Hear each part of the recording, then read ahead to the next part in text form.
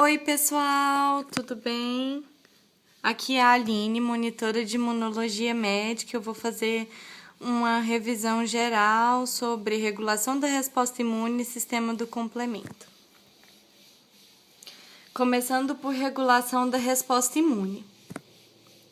Em que se baseia a regulação da resposta imune? Nós temos, em relação a fatores antígeno, anticorpos, coestimulação e inibição, indução de apoptose de linfócitos, interferência mútua entre as subpopulações de linfócitos T, linfócitos reguladores e rede diotípica. Agora, bora explicar isso tudo. Começando pelos anticorpos, nós podemos ter a neutralização e remoção de imunocomplexos por fagocitose, tá vendo? Opsonizou aqui o antígeno, o vírus, e aí agora facilitou a remoção pelo macrófago, que o macrófago tem o receptor para o anticorpo opsonizante, para a fração constante do anticorpo opsonizante. Agora aqui, nós podemos ter também a retroalimentação negativa por anticorpos. Como funciona? Eu estou tendo um antígeno que ele vai se ligar ao receptor da célula B, que é a imunoglobulina, só que ao mesmo tempo eu tenho um receptor aqui chamado IgFCR, tá vendo? Que anticorpos que estejam circulantes vão se ligar a esse receptor, e esse receptor vai gerar uma desfosforilação, que vai gerar então um bloqueio da sinalização do receptor de célula B, para que essa célula B ela não seja ativada, para ela gerar clones e tudo mais. Ou seja, para parar um pouquinho a resposta, porque já tem anticorpo, então ela não precisa se clonar para gerar mais anticorpo. Vamos continuar então. Outra coisa também agora é o CTLA4, que é o antígeno 4 do linfócito T citotóxico, ou CD152. Como assim? A gente aprendeu que para o linfócito T ele se proliferar, diferenciar e exercer uma função efetora, ele precisa tanto da ligação do receptor da célula T ao MHC que está expondo o antígeno, quanto do segundo sinal, que é a ligação da molécula B7, ou B71, B72, ou CD80, CD86, ao CD28 para dar a coestimulação. Com a ligação do CTLA4 à molécula de B7, eu tenho o quê? Uma inibição desse segundo sinal, e além disso, a célula ela sai do ciclo celular para aquela proliferação. Outra coisa que a gente pode ter é a regulação da resposta imune pela apoptose. Como assim? Essa apoptose ela pode acontecer pela via mitocondrial ou intrínseca, tá vendo? Envolvendo os genes aqui, o BCL2, o BCLX, certo? Ou ela pode acontecer pela via extrínseca, que com a ligação de faz ligante e faz, né? Agora, continuando. Também pode haver a interferência mútua entre as subpopulações de linfócitos T.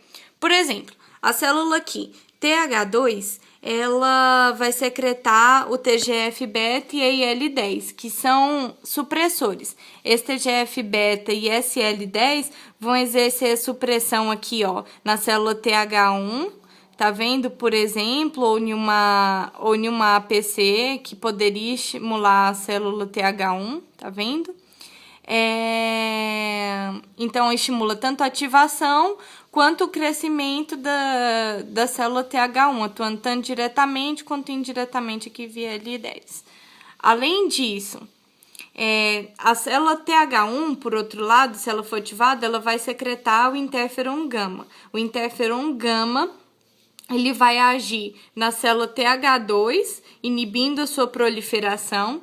E, além disso, na célula TH17, o interferon gama secretado pela TH1 vai agir, exercendo inibição no desenvolvimento, e também outras citocinas podem agir, como a IL-4, e agir aqui exercendo inibição em TH17. No Treg, o Treg ele vai secretar principalmente os fatores solúveis, vou explicar lá na frente, TGF-beta, e também secreta a IL-10. O TGF-beta ele vai exercer uma inibição tanto em TH2 quanto em TH1. Lembra que eu falei aqui? Tá. Agora vamos falar das células Treg. As células Treg, elas têm 3 mecanismos principais de ação, que são o contato celular. Esse contato a gente já explicou, que é via B7, CTLA4, tá vendo o CTLA4 aqui que ele é expresso pela Treg. E essa sinalização ela pode atuar tanto na APC quanto na célula-alvo. Além disso, a Treg ela vai dar uma sinalização inibitória, inibição do segundo sinal, inibição da célula de proliferação e tudo mais, que ele não vai ser ativado, não vai ter segundo sinal e tudo mais, então vai inibir a apresentação e a célula também, para não ser ativada. Eu vou ter a liberação de fatores solúveis também, que são o TGF-beta e IL-10. Esses fatores solúveis eles vão atuar tanto na célula-alvo quanto na célula apresentadora de antígenos. E eu tenho uma inibição competitiva. Como que funciona? A gente lembra que para a ocorrência da proliferação dos linfócitos, a gente precisa da IL-2. E a Treg, ela tem um receptor para IL-2. Então, o linfócito que vai atuar ativamente, ele vai precisar de IL-2 para proliferar, só que aumentou a quantidade de sítios de ligação para IL-2, porque a Treg também vai precisar de IL-2 para se proliferar. Então, o que acontece? Vai ter uma inibição competitiva, tenho mais buracos para as bolinhas já existentes, ok? E daí vai acabar exercendo uma inibição na proliferação indiretamente. Então, revisando aqui, mecanismo de ação dos linfócitos T reguladores, nós temos interferência com a apresentação de antígenos por células dendríticas, bloqueio da resposta imune primária, bloqueio da formação de linfócitos de memória, inibição da expressão de receptores para quimiocinas de linfócitos T efetores, e inibição da função efetora de linfócitos T, ok? Tá. Continuando. Nós temos, por final aqui, para concluir regulação da resposta imune, a formação das redes idiotípicas. Como que funciona? Nós temos um antígeno, esse antígeno vai se ligar a um anticorpo anti-antígeno. Só que aí, fisiológica, vai ser produzido o anticorpo antidiotípico, que vai se ligar a esse anticorpo anti-antígeno, porque ele tem o sítio O de ligação igual ao sítio de ligação do antígeno. E desse modo, eu vou permitir que ocorra a formação de uma verdadeira rede. Aí, você concorda que isso aqui vai inibir a resposta imune, por exemplo? Eu tenho um monte de anticorpos. Aí, esses anticorpos, que eles iam se ligar ao antígeno e continuar a resposta imune, continua, eles estão se ligando ao anticorpo antidiotípico. Então, o que está acontecendo? Vai formar uma rede, ele não vai se ligar a nada, ele vai ficar isolado. E depois, esses complexos podem ser eliminados também. Agora, vamos falar um pouquinho do sistema do complemento. Começar explicando cada uma das vias do sistema complemento. Só lembrando que nós temos as vias alternativa, clássica e a via das lecitinas. Começando aqui pela via clássica do complemento. Então, eu tenho o antígeno exposto na superfície celular, tem a ligação a esses antígenos multivalentes do anticorpo. A esse anticorpo vai se ligar o C1. Esse C1, ele tem essa parte maior, que é o C1Q, também tem o C1R e o C1S. Daí vai acontecer a ligação do C4 ao C1Q, que está associada a essa imunoglobulina aqui.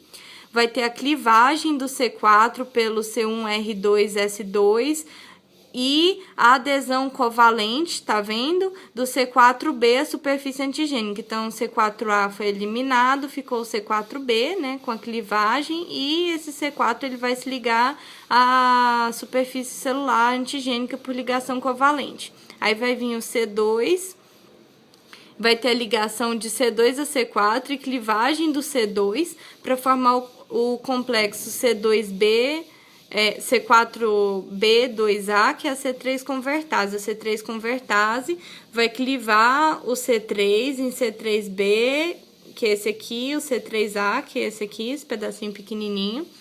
E esse C3B ele vai se ligar a esse complexo aqui que está ancorado na superfície celular e vai fazer a clivagem de C5 em C5B e C5A, e daí a gente vai ter a cascata para a formação do poro.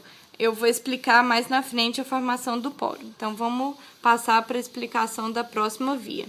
Nós temos também a via alternativa de ativação do complemento, em que a gente tem a clivagem espontânea desse C3 que está no citoplasma, em C3B e C3A.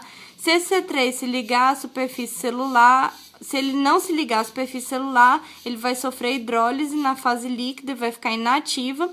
Porém, se ele se liga covalentemente à superfície celular, ele pode se ligar ao fator B, que por meio da clivagem do fator B pelo fator D, eu tenho a formação de um complexo C3 convertase, que é estabilizado pela properdina.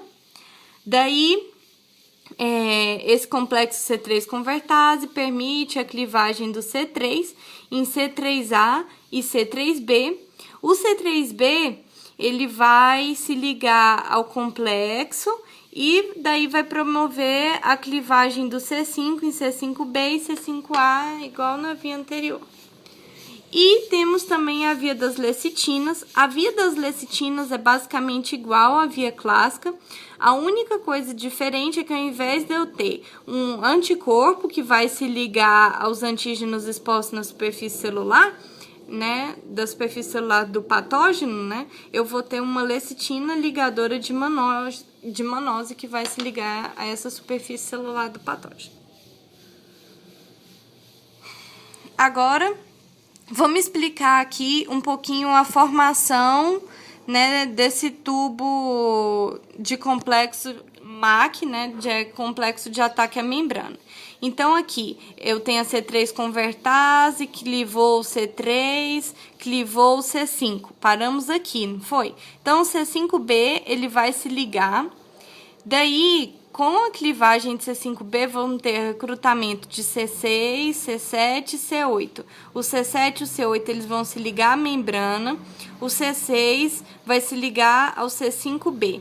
E esse complexo vai permitir o recrutamento de C9 para formar um poro pequeno na membrana, que é esse poro poliC9 de 5 C9, tá vendo? E esse poro ele vai gerar ele vai possibilitar a entrada de água, porque a célula é hipertônica em relação ao meio, então eu vou ter uma osmose do patógeno e por essa osmose vai ter uma lise, ok?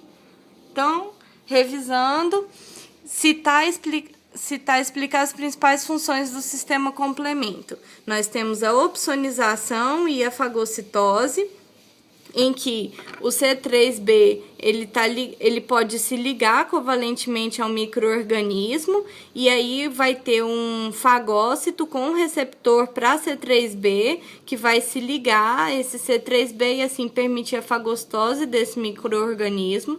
Nós temos a estimulação das reações inflamatórias. Isso ocorre por aqueles pedacinhos que vão sair o C3A e o C5A, que levam a recrutamento de leucócitos, que por sua vez vão destruir os micro-organismos. E nós também temos a citólise mediada por complemento, em que a gente tem aquela formação do complexo MAC de ataque à membrana, nós vamos ter uma lise osmótica da bactéria. É isso, pessoal. Espero que vocês tenham gostado da revisão. Beijo, tchau, tchau.